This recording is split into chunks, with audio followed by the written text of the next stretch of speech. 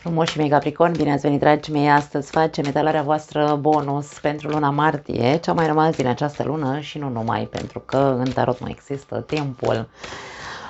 Începem cu primele 3 mesaje de la acest minunat oracol pentru voi, să vedem ce mai au de transmis, da? Pentru toți cei care aveți soare, luna, ascendent sau Venus, bineînțeles, în Capricorn. Hai să vedem. Simt nevoia să mai amestec un pic, nu știu de ce. Vom vedea care este motivul. Începem. Timp, ia uite, vorbim despre timp la voi. Recunoștință sau recunoaștere, poate fi, dar recunoștință în principiu ne transmite acel mesaj. Și abandon, wow, foarte tare. Iertare, eliberare, dragi Capricorni. Este timpul, la voi a mai început toată, am avut un flash acum în care mi-am adus aminte că la voi am mai avut o etalare, nu știu dacă cea din luna trecută, da, tot etalarea bonus, probabil, în care ne vorbea despre faptul că este timpul să faci ceva. Ce este timpul să faci? Să te eliberezi cu ce? Vine să spun cu înțelepciune și cu recunoștință.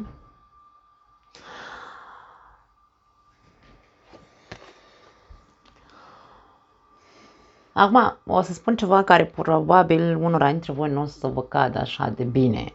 Na, v-ați obișnuit cu mine, că eu mereu vorbesc doar ca și cum etalările mele sunt toate centrate pe parte negativă. Nu, nici de cum, dimpotrivă.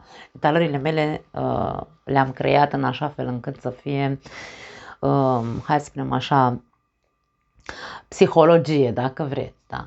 Avem o stare de abandon, o stare de singurătate, o stare de luat mâna de pe tine, ca și cum tu ți-ai luat mâna de pe tine, Doamne, Doamne, și-a luat mâinile de pe tine, ai fost abandonat, ai fost părăsit, ai fost, nu știu, respins, dat la o parte, habar n-am, da? Toate aceste adjective au, să spunem, conțin această carte. E momentul să te abandonezi, să te eliberezi de acele momente în care te-ai abandonat pe tine în favoarea altuia, să abandonezi la rândul tău acele persoane care nu au fost sau nu au avut niciun fel de recunoștință față de ceea ce ai făcut pentru ei, cu dragă inimă, așa, da, acea recunoștință față de univers în care ca și cum, cu dragă inimă, Doamne, mă eliberez, fără niciun sentiment de ranchiună și de vinovăție, de acele persoane care mi-au făcut rău și cu care eu m-am simțit obligat, pentru că, atenție, Capricornul conține în energia lui arhetipică cuvântul obligație. Trebuie, mă simt obligat să fac asta, în mine ceva îmi spune că trebuie să fac respectivul gest pentru respectiva persoană, vine la pachet în energia Capricornului acest trebuie, da? Și aici e vorba despre, ok, mă eliberez de toate acele gânduri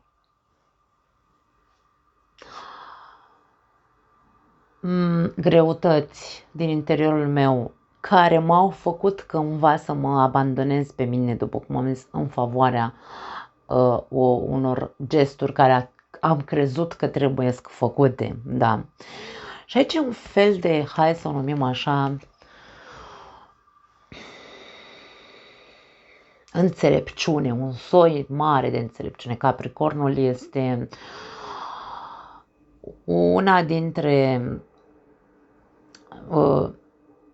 unul dintre arhetipurile, pentru că nu vreau să vorbesc despre persoane, o persoană Capricorn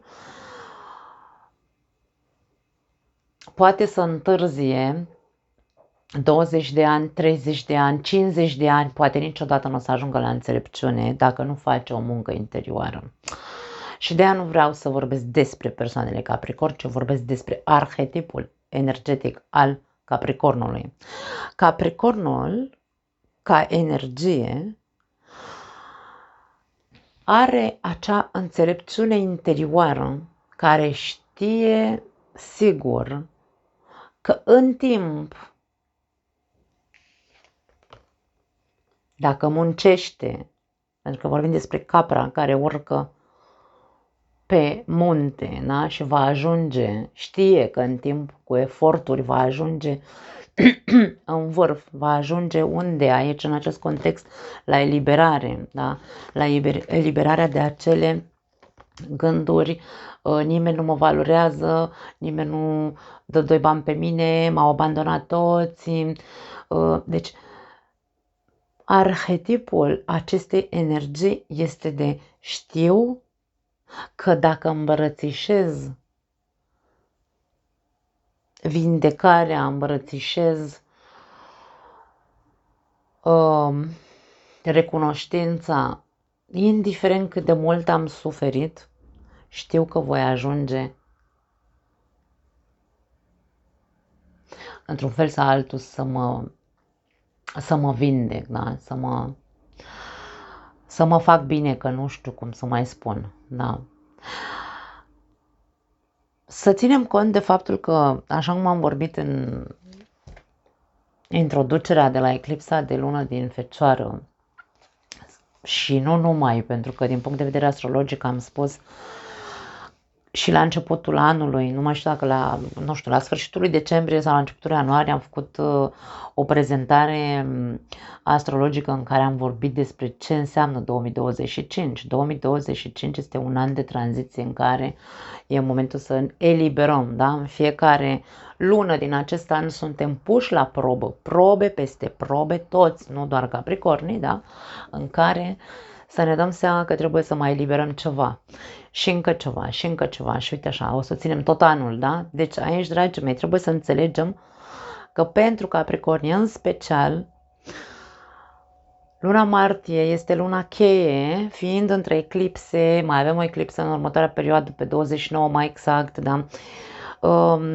Lilith intră în Scorpion, deci aici e o mare, mare revoltă și un mare haos în fiecare dintre noi. Trebuie să ținem cont de faptul că e momentul, acum, în luna martie, Capricornul să își ia timpul necesar de a sta cu el și de a, într-un mod înțelept, așa cum am spus mai devreme, să se elibereze de toate acele gânduri de abandon, de frică, de obligații pe care a crezut că e cumva obligat de această viață să facă niște lucruri care nu trebuiau de fapt făcute.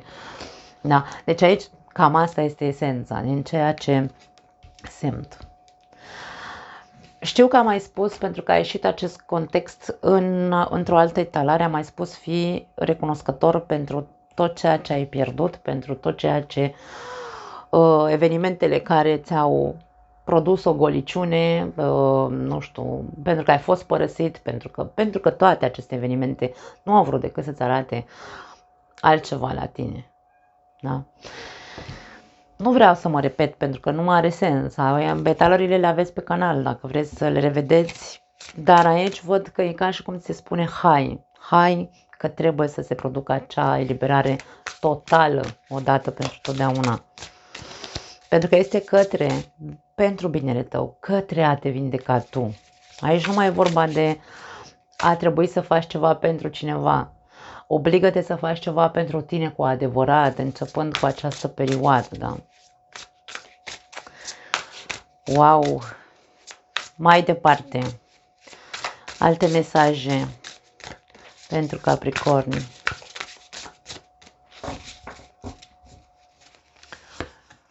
Cinci de spade. Foarte tare.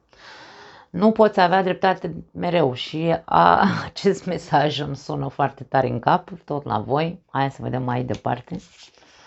Luna. Este esențial să-ți acorzi timp pentru autoreflexie profundă. Și judecata. Toate semnele spun că ești exact acolo unde trebuie să fii. Dragii mei, Deci e un moment cheie, vine să spun, în viața multora dintre Capricorni, în care trebuie să ne dăm seama că oricum nu putem să o ținem pe a noastră, da? Ok, toți vrem să avem dreptate, toți vrem să o ținem, dar nu e vorba că vrem să avem dreptate, e vorba despre ego-ul nostru care, bineînțeles, el încearcă să ne protejeze și încearcă să ne scoate în evidență lucrurile bune. Da, ok, e ok și așa, însă când o ținem într-una langa, cum zic eu, să nu văd alte păreri sau să nu țin cont de alte păreri, atunci este când, bineînțeles, tot în această stare de abandon sau în această stare de singurătate continuăm. Eu cunosc Capricorni care trăiesc chinuiți. Eu personal eu nu trăiesc chinuită, eu sunt super fericită. Bine, super fericită. Acum, fericirea e, să zicem așa, fericită în ce sens? Sunt mulțumită cu munca pe care o fac zilnic, cu munca pe care o fac în relația mea, cu tot ceea ce mă înconjoară. Ideea este că eu cunosc în familia mea Capricorni, bărbat Capricorn, femeile sunt mai diferite, femeile sunt mai maleabile, sunt mai, hai să le numim inclusiv mai vesele. Capricornii bărbați nu sunt atât de, nu. Cel puțin Capricornul pe care eu îl cunosc și face parte din familia mea este foarte complicat. Deci nu poți scoți la capăt cu el. Poți să explici până în pânzele albe că nu vrea să înțeleagă nimic, nu vrea să vadă o altă viziune a problemei, bineînțeles, cu care se confruntă sau pe care o are. S-a îmbolnăvit, a fost operat și așa mai departe. Deci vorbim despre Capricornul când se împietrește, pentru că mie îmi place să fac această analogie de rocă cu Capricornul. Când se împietrește într-o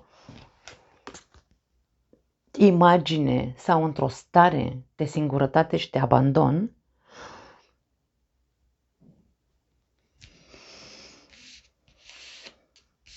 n-ai cum să intri în el, n-ai cum să-l faci să vadă altceva. Și aici e despre asta, pentru că e mare chinuială. Dacă anul 2025 este un an de eliberare și de tranziție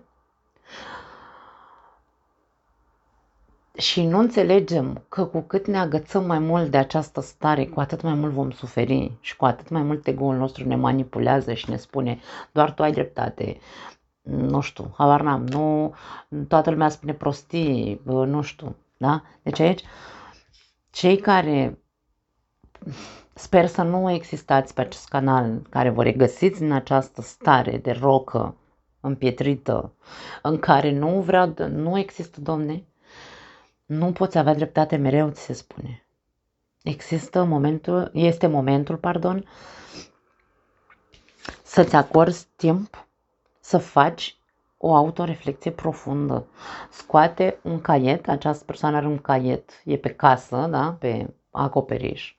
Nu neapărat trebuie să te duci pe acoperiș, însă scoate un caiet și scoate din tine, avem luna. Luna vorbește despre sentimentele noastre reprimate, despre trăirile noastre, traumele noastre. Scoate pe caiet tot ceea ce te-a făcut să te simți a nimănui, să te simți singur.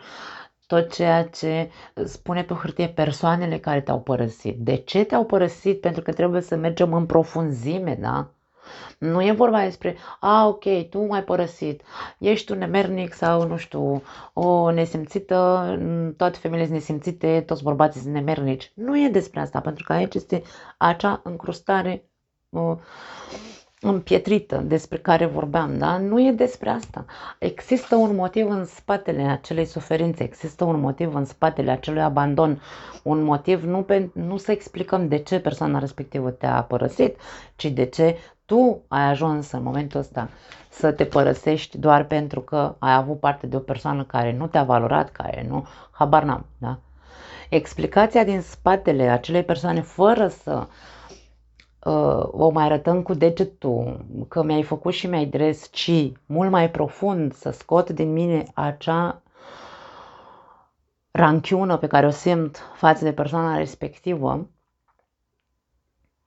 în spatele acelor explicații pe care le poți pune pe acea foaie de hârtie sau pe acel caiet, stă altceva ce vei înțelege mai târziu.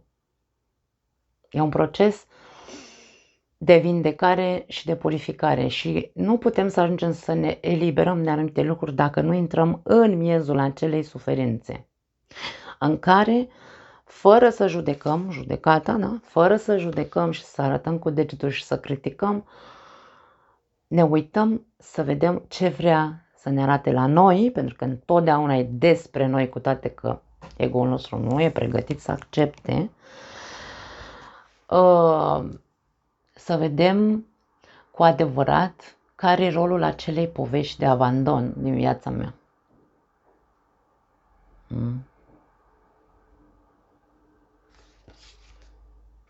Trebuie să studiez psihologia, mă fac psiholog. Da, glumesc, știți că mi-e place să glumesc. Eu am oricum multă psihologie în cap, că am ani de zile de când tot citesc și nu doar citesc, și practic, da, în viața de zi cu zi. Avem asul de monede la capătul cărților, care vine cu următorul mesaj, care din nou îmi sună tot la voi. Ai o oportunitate de abundență. Mesajul este: wow, ce oportunitate de abundență! Când auzim cuvântul abundență, toți ne gândim la bani. Wow, vine norocul peste mine, îmi cade loteria în cap și o să fiu super fericit. Nu e despre asta. Abundența o găsim în lucrurile mărunte, fericirea o găsim în lucrurile mărunte. Vorbim despre o nouă etapă foarte productivă, dacă vrei, în viața ta, în momentul în care intri în acest proces profund de vindecare. Vei vedea cum în viața ta vor apărea persoane serioase. Tu vei avea o altă structură. Moneda ne arată o structură, da? O structură sănătoasă, reală. Vei vedea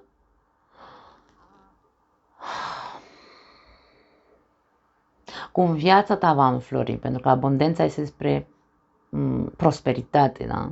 Totul va prospera în viața ta sau vei prospera din toate punctele de vedere. Nu e doar despre bani. Trebuie să ne schimbăm chipul când vedem monezi. Hai să vedem. Mai departe, îngerii iubirii.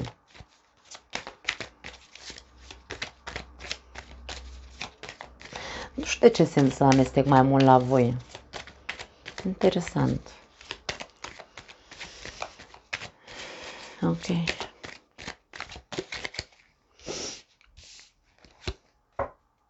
Flirt. Iubește-te întâi pe tine. Meriți să fii iubit. Drag Capricorn, la capătul cărților exprimă-ți iubirea. Poftim. Despre ce vrei să vorbim mai întâi? Despre faptul că dacă ai o relație, de exemplu, e momentul, da, să depășești o situație în care tu te-ai simțit singur în această relație. Poate că în viața fiecăruia dintre noi vin evenimente, vine rutina, ne afundăm în acea rutină în care toată ziua nu facem decât să mergem la muncă, venim acasă, facem treburile casei, copii, spălăm, călcăm și uităm, Domne, că avem o viață de cuplu, suntem doar în văltoarea vieții rutinare. Ne abandonăm în rutină. Uităm de celălalt și el uită, săracul, că e și el prins cu munca și cu altele. Dacă acum le spune că e timpul să fim recunoscători pentru perioada în care ne-am simțit părăsiți sau am simțit că trăim într-un cuplu, însă mi-era ca și cum am fi singuri, ce-ar fi să scăpăm sau să trecem peste. Acum, eu aici nu văd, ca să ne înțelegem. Dacă aveți o căsnicie, da, sau o relație în care există triunghiuri amoroase, nu știu, aventuri, aveți parte de o relație toxică, ceea ce voi spune nu e pentru voi. Sau poate voi încerca să fac o interpretare superficială, pentru că nu am aici nicio conotație de relația Capricornilor în care sunt 3, da? Aici vorbim despre persoanele care s-au abandonat unul pe celălalt, nu s-au mai băgat în seamă, nu vorbim de toxicitate, nu vorbim de triunghiuri amoroase. E momentul să ne dăm seama că, ok, Doamne, bine că mi-ai dat și m-am trezit și eu în sfârșit că trebuie să renunț la această stare de abandon, la această critică asupra partenerului, m-ai abandonat când mi-a fost mai greu, m-am simțit singură sau singur în această relație, nebăgat în seamă, bla bla bla. Pentru că e momentul să începem împreună, că suntem doi într-un cuplu, da? Să începem să ne reconectăm. Flirtul știm că este jocul seducției. Exprimă-ți iubirea. Când a fost ultima oară când ți-ai luat partenera în brațe și ai încercat să, nu știu, așa îi mai faci cu ochiul, o mai inviți la o cafea, îi mai aduci o floare sau tu ca femeie să te duci, să, nu știu, puneți așa ceva sexy pe tine, un ruj roșu, habar n-am, dragii mei, că eu nu vin aici să fac educație sexuală. Dacă vreți, facem și de asta, că mie nu mi-e rușine să vorbim despre sex, e cel mai sănătos lucru din lume, da? Unde s-a împiedicat? Pentru că aici, dacă e momentul să începem să ne reactivăm unul pe celălalt, da, e clar că trebuie să începem să ne reactivăm. Însă, înainte de a începe să ne reactivăm, conștient, da, conștient, iubește-te pe tine întâi și meriți să fii iubit, sunt mesajele. Dacă tu ai trăit într-o stare de abandon și ai început să, nu știu, uite, s-au format traume în tine aici cu luna, da? Ai ținut o bătaie, certuri pe o temă care are legătură cu abandonul, cu, nu știu, răceala în cuplu sau habar n-am. Ai judecat, ai criticat partenerul, nu știu, poate 5 luni, 6 luni, un an, 15 ani, nu contează. Da? Conștientizezi lucrurile astea. Toate aceste energii nu înseamnă iubire de sine. Pentru că în momentul în care eu pot să-mi dau voie să mă simt neiubită în momentul în care, bineînțeles, am nevoie de sprijinul partenerului meu și el nu e acolo când eu am nevoie de el. Sau eu simt că nu-i pasă prin ce trec și atunci ajung să cad în acest sentiment de normal că judec, normal, și eu am trecut acum câțiva ani de zile printr-o stare de genul ăsta care m-a trezit abia acum ceva timp și o țineam langa și eu, o țineam langa cu povestea aia de parcă zici că Doamne iartă-mă. Da? Deci aici mă regăsesc în această etalare, în această stare. Am trecut prin ea și de-aia încerc să fac terapie cu tarotul și nu să bat câmpii. Da? Dacă tu ai trecut prin toate aceste stări și evenimente, acum e momentul să faci altfel. E momentul să vezi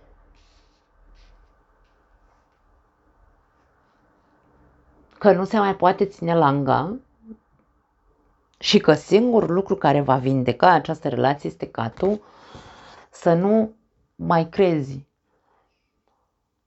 că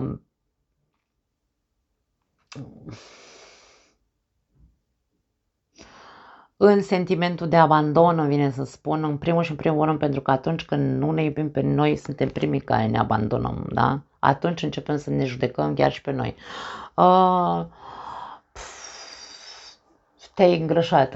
Dacă te-a înșelat partenerul, vezi, Doamne, poate te învinovățești că te-a înșelat din cauza ta, că nu știu ce n-ai făcut tu, nu știu, deci nu vreau să intru prea în amănunte. Aici vorbim despre, ok, Doamne, în momentul să începi să te îndrepți către tine, nu te mai abandona pe tine, pune mâna și îngrijește-te, pune mâna, nu știu, du-te la sală dacă te-ai îngrășat, habar n-am, fă lucruri pentru tine. Ca să ce? Ca să crească în tine dorința de a flirta din nou cu acest partener de viață, în a te deschide din punct de vedere emoțional, să-i spui cât de mult îl iubești, o iubești și așa mai departe. Aici, sub acest mesaj, avem relație karmică, sub acest mesaj avem iartă și învață, deci aici e ceva de învățat. Continui. Sub acest mesaj este conversație cu inima deschisă, deci aici este un proces pe care Capricornii care au relație și trec prin această stare de abandon sau sentiment că sunt singuri în această relație, nu sunteți singuri în această relație. E momentul să începeți să observați că v-ați delăsat, v-ați pierdut și că nu mai e momentul să stăm cu biciul, da, niciunul pe celălalt și să ne deschidem în primul rând pentru a ne vindeca noi, ca noi să se aprindă din nou acea dorință către partenerul de viață și să ne deschidem să îi spunem și lui lucruri frumoase, pentru că și bărbații au nevoie să se simtă iubiți și apreciați. Să nu uităm, dragi femei, da? Pentru cei din cealaltă categorie în care am spus că poate, există triunghiuri amoroase și alte minuni la voi, aș spune că e posibil pentru unii dintre voi să nu vă dați seama că dacă s-a ajuns la un triunghi amoros, de exemplu, dar nu v-ați despărțit pentru că niciunul dintre voi nu vrea să se despartă, aici este pentru că v-ați închis. Cel care a avut aventura, e posibil aici să vorbim de faptul că s-a lăsat dus de val într-un fel, pentru că din exterior au venit acele energii magice de flirt care ne gâdilă ego-ul și care ne place și când acasă, de exemplu, nu mai suntem văzuți, suntem tratați așa cu curul, cum zic eu, da, ia de aici am bol de borș dacă vrei și cam atât, adică ești tratat urât acasă, când afară din casă există o validare din partea altei persoane, indiferent că sunteți femei sau bărbați, toți cădem, dragii mei, toți cădem. Mă includ. Nu că am făcut, dar vreau să zic, dacă eu aș trăi în această stare, cine nu vrea să recunoască acum, lăsați vrăjala. Eu ascult un terapeut care apare pe YouTube și care eu rezonez super mult cu el. Mi se pare minunată persoana aia. Se numește Constantin Cornea. Dacă sunteți curioși, căutați-l. Este o persoană care spune pe șleau lucrurile, nu se învârte în jurul cozii, nu stă să-ți ia banii degeaba. Și acea persoană spune nu înșală decât cine n-are cu cine. Da? Așadar, toți suntem predispuși să înșelăm. Pentru că acasă suntem tratați cu curul, cum am zis. Normal, vine unul din exterior și ne zice, aoleu, Nicol, ce tare ești, ce frumoasă ești, ce bine miroși. Normal că te duci. Da? Ok, trecem peste ipocrizia. Tipic populară, nu românească, că tot poporul de pe acest glob, toată lumea de pe acest glob este ipocrită, nu vorbim doar despre români.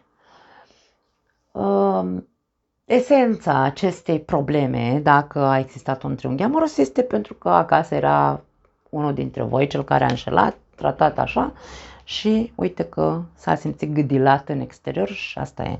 Însă și la voi este vorba tot despre asta. Cine iubește sau cine se simte atractiv, da? Pentru că flirtul înseamnă atracție. Cine se simte atractiv în ochiul celuilalt când el însuși nu se vede pe el atractiv? Dacă eu mă uit în oglindă și zic, aoleu, ce te-ai îngrășat, aoleu, ce, nu știu, ce cearcăne ai, sau aoleu, ce celulită ai, sau aoleu, starea mea se transformă într-o stare de non-valoare, în care, bineînțeles, partenerul meu când vine mă percepe, pentru că suntem energie și vibrație, și mă percepe și mă vede pe mine așa cum eu mă simt pe mine. așa cum eu mă simt pe interior. Dacă eu nu mă simt frumoasă, nu sunt atractivă în fața celuilalt. Și atunci trebuie să băgăm la bibilică că nu ne rămâne altceva decât să ne centrăm pe noi și să ne facem treaba personală în care să avem grijă de noi, să fim atractivi în ochiul celuilalt, ca să nu se mai ducă pe cărări în cazul în care s-a întâmplat acest lucru. Da? Pentru cei singuri,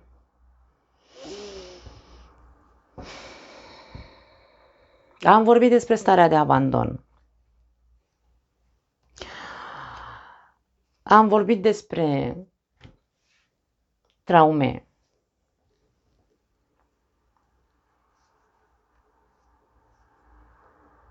Am vorbit despre acea lecție care probabil dacă voi ați fost părăsiți, are un dedesubt acea lecție.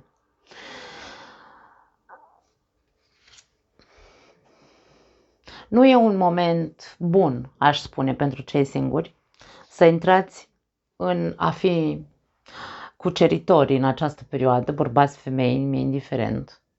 Să treceți la o etapă de flirt sau de, nu știu, așa, aiurea, îmi vine să zic, dacă nu vă vindecați înainte. Pentru că aici nu vorbim de o relație serioasă, nu vorbim de nimeni serios în viața ta, pur și simplu vei trece din aventură în aventură și din ce în ce te vei simți mai gol, mai singur și mai încrustat în acea părere că nimeni nu mai merită sau nu mai există lume care să, hai să zicem așa, cu care să ai sau să construiești o relație serioasă. Nu. E momentul să începi să, îmi vine să spun, să flirtezi un pic cu tine, să te gâdili un pic pe tine, să te uiți în oglindă, să te explorezi mai mult, să te regăsești ca persoană care e ca persoană care trebuie să se vindece ca să intre vindecată într-o altă etapă în care să poată atrage în jurul ei o relație serioasă cu care să se poată deschidă din nou, să vorbească din inimă, da? Să înceapă să vorbească din nou cuvinte iubitoare, pentru că, așa cum am spus, Capricornul nu este genul de persoană care să fie deschisă în a se exprima iubitor. Capricornul este mai repede foarte intens din punct de vedere sexual, asta da. Însă, din punct de vedere emoțional, vorbim de o rocătare. Exprimarea emoțională este complicată la Capricorn și Capricornul trebuie să învețe acest lucru.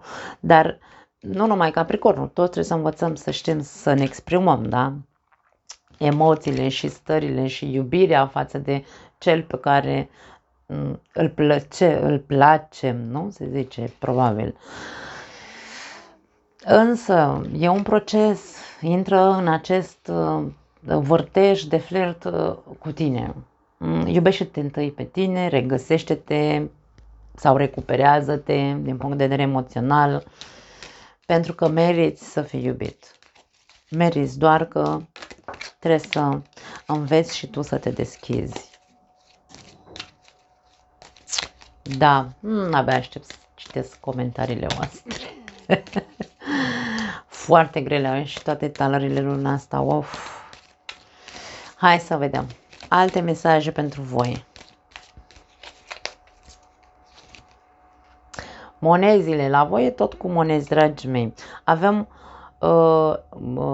cum se zice, noroc și bani. Poate e o perioadă de noroc la bani. N-aș spune, Venus e retrograd, Mercur e retrograd, nu e o perioadă de noroc financiar. Doamne ajută, dacă e să aveți noroc să se umple punga mai mult, Doamne ajută, îmi doresc pentru cât mai mulți dintre voi, însă, acest mesaj vine cu noroc. Norocul e ca și cum doi norocul îl face singur, până la urmă și la coadă. Acum, Eu, pentru mine, viața nu este trasată de un destin cu adevărat. A, da, poate există o linie, într-un fel sau altul, care ne zice cam ăsta ar fi destinul tău, însă destinul se poate schimba într-un fel sau altul. Avem liberul arbitru să alegem dacă vrem să mergem către un anume destin sau dacă alegem noi să numim că e destin, dacă trăim doar în stări de abandon, da? Norocul este, cumva mie vine să spun că fiecare și-l face cu mâna lui. Acum înțelegeți fiecare ce vreți din acest mesaj. Triunghi, decizii, indecizii. Este o perioadă în care suntem confuzi cu toți, este o perioadă în care ne învârtim în cerc, nu știm ce să facem, stânga sau dreapta, da?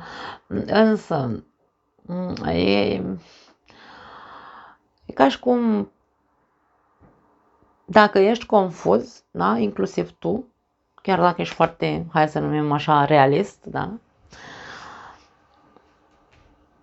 Nu te grăbi să iei niciun fel de decizii, nu te grăbi să-ți rezolvi problemele care îți provoacă această indecizie, să zicem, sau haos în viața ta.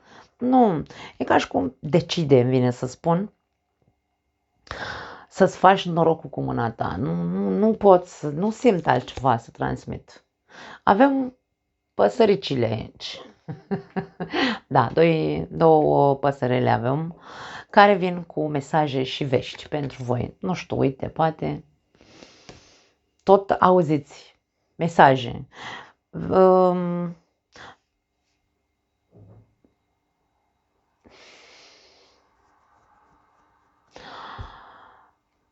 Vești. Mie vine să spun, nu știu de ce îmi vine să transmit mesajul, nu vă mai uitați atât de mult la televizor, la prostiile care le auziți pe la televizor. Pentru că vă menține în această stare negativă. Deschideți-vă către mesaje care sunt, hai să le spunem așa, benefice pentru voi. De ce? Pentru că imaginea păsărelelor, uite, avem așa aici, știm cum sunt vrăbiuțele, de exemplu. Mamă gălăgioase, piu, piu, piu, piu, piu, piu, toată ziua, uite, așa îți faci capul mare. Nu mă refer la faptul că nu e, că e, cum să zic,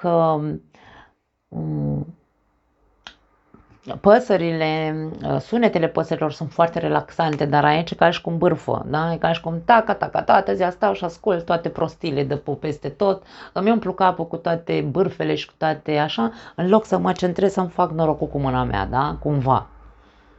Deci ca și cum dau un mesaj de ăsta, nu mai pune botul la știri, vezi de treaba ta, vezi odată, nu știu, dacă simți nevoia așa acută și nebună să stai la televizor să asculti știrile, vezi-le pe alea care, nu știu, la sfârșitul zilei, de exemplu, habar n-am, sau la începutul zilei, primele știri de dimineață, nu știu care sunt, eu nu mai văd știri de vreo 10 ani, cred că. Am mai zis eu odată că eu am aflat că a început războiul în Ucraina de la cumnată mea, am aflat că a venit nu mai știu ce s-a mai întâmplat, cu COVID-ul cred că la fel a fost, deci eu n-am nicio treabă cu știrile, de 10 ani vorbim, da? Și nici nu m-aș mai uita la știri, poate mă uit toate la 2 luni, 3 luni, când mai apare câte ceva așa, cine știe ce. Însă nu-ți mai umple capul cu gălăgie, pentru că aici avem vrăbiuțele, stoluri întregi, da? Vedem. Gălăgia scoate din viața ta. E timpul să iei pauză, să te ocupi doar de tine, de tot ce se întâmplă înăuntrul tău, pentru că ai nevoie să vindeci această stare de abandon. Avem perla la capătul cărților care ne vorbește despre ascuns, despre ceva ascuns. Perla unde se află? Se află în... nu se vede că este închis la culoarea acest oracol, dar na. Aici avem o scoică, cred că se vede, da? Și în scoica asta există această perlă. Perla se află într-o scoică. Tu ești ca o scoică, în tine se află acea perlă ascunsă. Cum faci să o scoți din tine? Prin acest proces despre care vorbeam de vindecare și de eliberare de această stare de singurătate, de abandon, de critică, de judecată, de dreptate, de... nu știu, nu mai zic altceva, da? Hai să vedem mai departe. Fă-ți norocul cu mâna ta, îmi vine să zic, nu pot să zic altceva.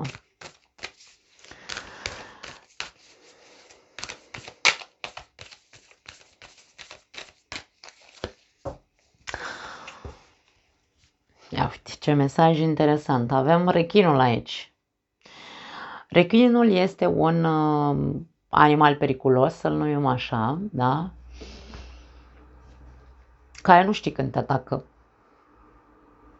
Și aici avem imaginea unei sirene, care, bineînțeles, este foarte vulnerabilă.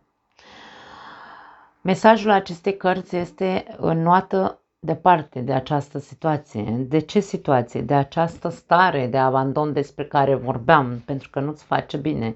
E ca și cum, poate aici, pentru că vezi tu, în imaginea timpului, avem timpul în clepsidră care se scurge și avem o roată.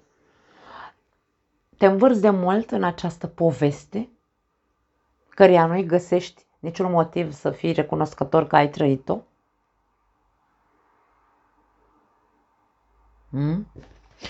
Pentru că acea poveste, dacă se întoarce și se întoarce tot timpul în viața ta, nu face decât să te simți tot amenințat. Te simți vulnerabil, da? Ești ca o sirenă în mâinile vieții, în care tu crezi că ești înconjurată doar de rechini.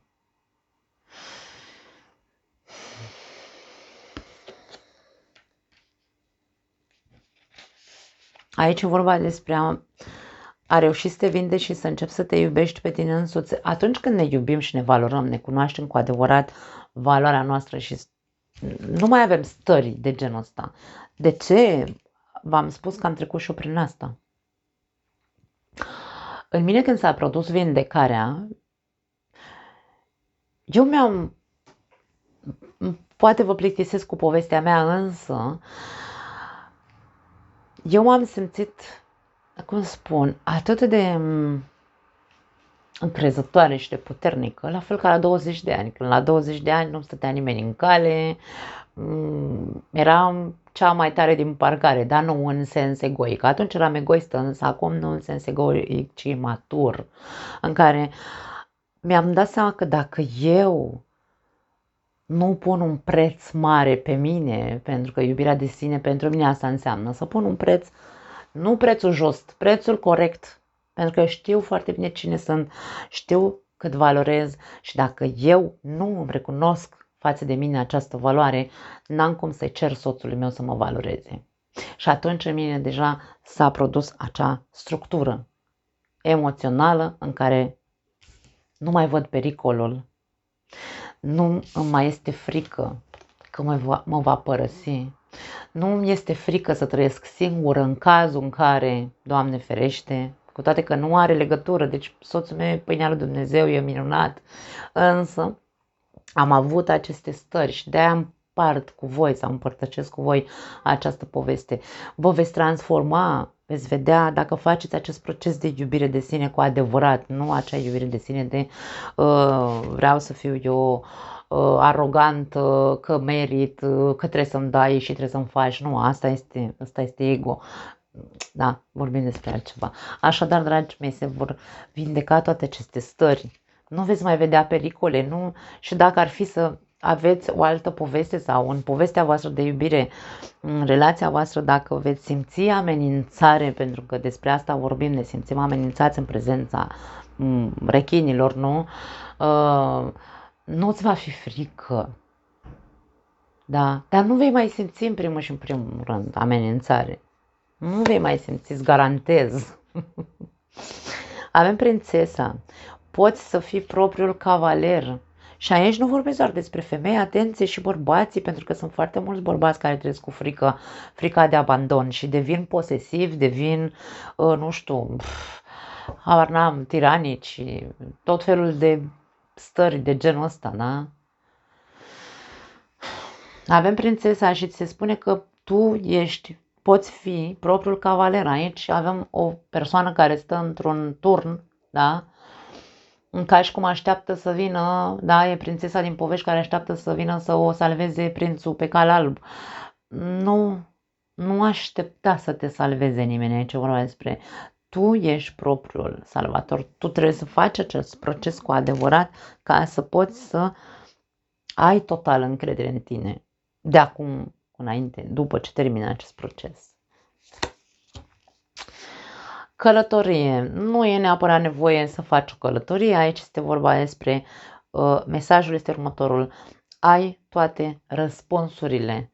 Tu știi foarte bine, da? Unde vrei să ajungi. Știi și pașii. Avem o persoană care are harta în mână. Știe foarte bine. Ca să ajung acolo, ca să ajung la ce? La acea eliberare, la acea vindecare, știu ce pași trebuie să fac. Și păi una și faci. Aici nu pot să zic mai mult de atât. Este călătoria vieții tale, dacă vrei. Dacă tu crezi în destin sau dacă vrei să crezi în continuare că ești în mâna destinului aici, fă-ți destinul sau soarta sau norocul cu mâna ta. Nu vei simți că ai putere asupra sorții sau asupra destinului tău dacă ești între acum sunt de acord, acum nu mai sunt de acord cu ceea ce simt, cu ceea ce cu știrile și mesajele care vin către mine, deci acum pot fi de acord cu ceea ce spun, mâine pot să nu mai fi de acord. Stările astea nu te conduc cu adevărat către acest proces, către această hartă, pas cu pas. Tu cunoști destinația? Nu-ți rămâne decât să pornești această călătorie de vindecare. Fă o schimbare la capătul cărților. Inclusiv o schimbare de loc poate ajuta foarte mult. Eu din totdeauna, de când mă știu, eu când mă simțeam nașpa cu mine, așa să zic, da, aveam o stare energetică nașpa, joasă și așa, ori mă duceam și mă tundeam, ori îmi schimbam culoarea părului, ori mă macheam, ori mă îmbrăcam altfel. Deci aici ajută-te să-ți schimbi starea. Se poate face, te poate ajuta o schimbare de look inclusiv. Însă aici nu e vorba doar despre o schimbare de look, aici este vorba despre ok, uite-te în oglindă la fel ca această persoană, nu neapărat să stai părul, aici e vorba despre ea își taie părul cu o spadă aici. Spadele sunt gândurile noastre. Fă o schimbare în imaginea pe care ți-ai construit-o despre tine, despre ceilalți, pentru că vorbim de oglindă, oglinda este, știm, da? Ne oglindim. Fiecare dintre... Suntem, dragii mei, toți suntem aceiași, suntem oameni, toți avem aceleași, bine, nu aceleași sentimente, avem sentimente, emoții, avem stări, avem hormoni, avem, habar n-am, suntem construiți din același material, da? Oglinzile înseamnă ce oglindesc în exterior și ce mi oglindesc ceilalți. Trebuie să conștientizez acest lucru, să mă văd prin ochiul celuilalt și atunci să încep să fac schimbări din nou din ceea ce îmi transmite celălalt. Nu să stau să judec, mi-ai zis că sunt, nu știu, că și pe mine mă hăituiesc ăștia pe YouTube, dragii mei. Nu că mă hăituiesc, eu nu o iau ca hate, eu o iau ca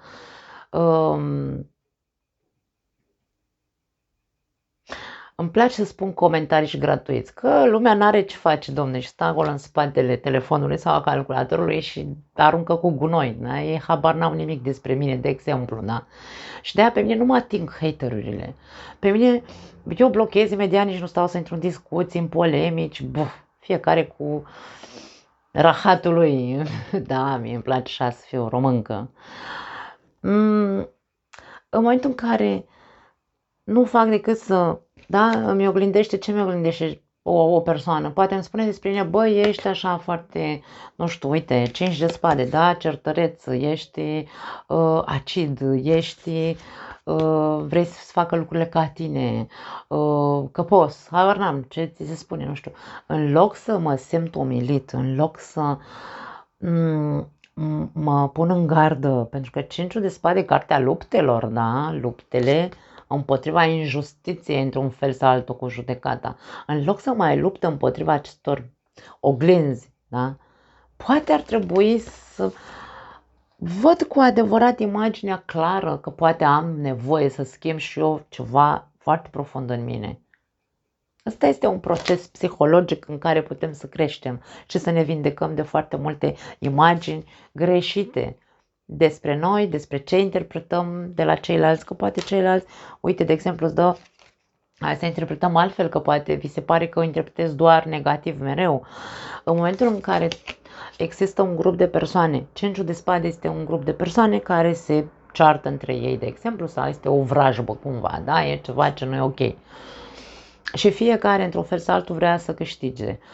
Unii dintre aceste persoane în tarotul tradițional, 4 pleacă și unul rămâne cu spada în mână și cu celelalte spade de la ceilalți, cu un zâmbet de hienă învingătoare, ca și cum v-am făcut și de data asta. În momentul în care intri în cercuri sau ai de-a face cu persoane de-astea invidioase, hiene, în care tu știi, pentru că judecata e mintea noastră, spadele sunt de creierul nostru, sunt gândurile noastre și știm, percepem, vedem. Dom'le, în loc să stau să intru în luptă cu proștii cum ar veni, eu îmi văd de treaba mea, că sunt om cu capul pe umeri care judecă și zic, băi, eu nu intru în mizeria voastră. Faceți borș cu haterurile voastre, faceți borș cu problemele voastre psihice sau emoționale, nu mă bag și nu vă las să vă băgați ca să-mi faceți rău. Este o altă oglindă pozitivă în care tu, într-un mod foarte matur, te retragi din luptele altora. Nu îi lași să te provoace, nu îi lași să te ațățe. Da? Deci asta este o altă interpretare înțeleaptă a acestor energii care vin ca oglindă către tine. Da. Nu mă voi schimba eu pentru că ceilalți au rahaturi care le aruncă în mine. Nu. Fiecare este dator, da, să se schimbe pe el însuși. Nu intru în luptele tale. Eu îmi văd de treaba mea, de schimbarea mea, de imaginea mea, de mine însumi și atât. Numește-l egoism dacă vrei. Cum vrei tu, poți să-l numești. Eu numesc valorare de sine sau iubire de sine dacă vrei. Da.